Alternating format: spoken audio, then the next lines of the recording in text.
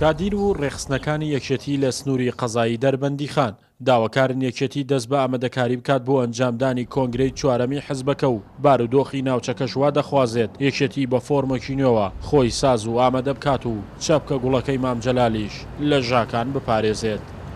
دیارە ئێمە وەکو کەوادری یەکێتی نیشتیمانی کوردستان زۆر بە زەروری ئەزانین کە لە ماوەی ئەم یەک دوو مانگا یەکێتی نیشتیمانی کوردستان کۆنگرە ببەستێت چونکە کۆنگرە زەرورەتە و 3 ساڵ بۆ 4 ساڵ تێپەڕێەوە سەر وادەی حەقیقەتی خۆیان بۆ ئەوەی ئەو وەزع ئاڵۆزانی کە لە ناو یەکێتیە هەیە و کێشانی لە ناو یەکێتیە هەیە و ئەو قەیران و کە وەزعانەی کە لە کوردستانە لەم چەند مانگی ڕابردووە دروست بووە ئەم حیزبەیە ئێمە پێویستی بەوەی کە قیادەیەکی نوێ دەستنیشان کە یەکێتی نیشتیمانی کوردستان ئەگەرێکی لەم کات و لەم ساتان نێت کۆنگرە نەبەسێ ناتوانێت خۆی نوێ بکاتەوە ناتوانێت خزمەتی خەڵک بکات ناتوانێت ئامانج و ئاواتەکانمان بێنێتە دیە کۆمەڵانی خەڵک هەموو چاوەڕێی یەکێتی نیشتیمانی کوردستانە بۆ یەکلایکردنەوەی وەزعەکان بۆ ئەوەی کە بتوانێت ئەم وەزع بواتە پێشەوە ئێمە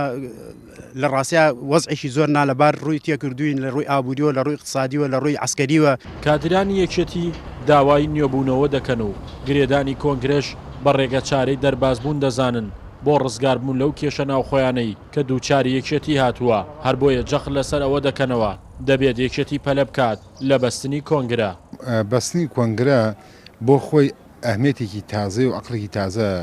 لە ناو ساحی سیاسی یەکێتی کە پێچۆلێتەوە گۆڕانکاریکەوە دروستە بێ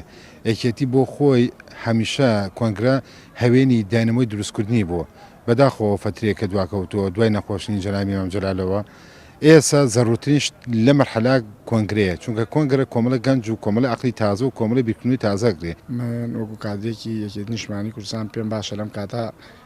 کۆنگرەی یەکێتی ببەسترێ بۆ نوێبوونەوە و هاتنە پێشۆی گەنجان و بۆی بتوانین یەکێتیەکەمان بکەین یەکێتەکەی جاران و بەرەو ئامانجێکی باش و ڕوون بڕۆین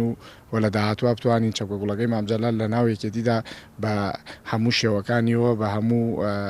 ئەگەرەکانەوە یەکێتی بەرەو سەرکەوتن بین و پێم باشە لەم کاتەدا کۆنگرە ببەستێت بە زووترین کات بۆ نوێبوونەوەی یەکێتی. بەستنی کۆنگرەی چوارەمی یەکێتی لە ئێستادا بووە بە خواستی سەرەکی کادر و ڕێخستنەکان و بەشێکی زۆر لە ئەندامان و لایەنگرانی ئەو حزبە و دەیانەوێت لەم ڕێگەیەوە کۆتایی بە فرەجەمسەری بێت و یەکێتی ببێتەوە بە یەکێتەکەی مام جەلال و نەخشە ڕێگایەکی نوێش دابڕێژرێت بۆ بەدیهێنانی خواستی خەڵک و تێپەڕاندنی قەیرانە جیاجیەکانی هەرێمی کوردستان. شاخەوان محەممەد، کورسات نیوز، دەربەندی خان.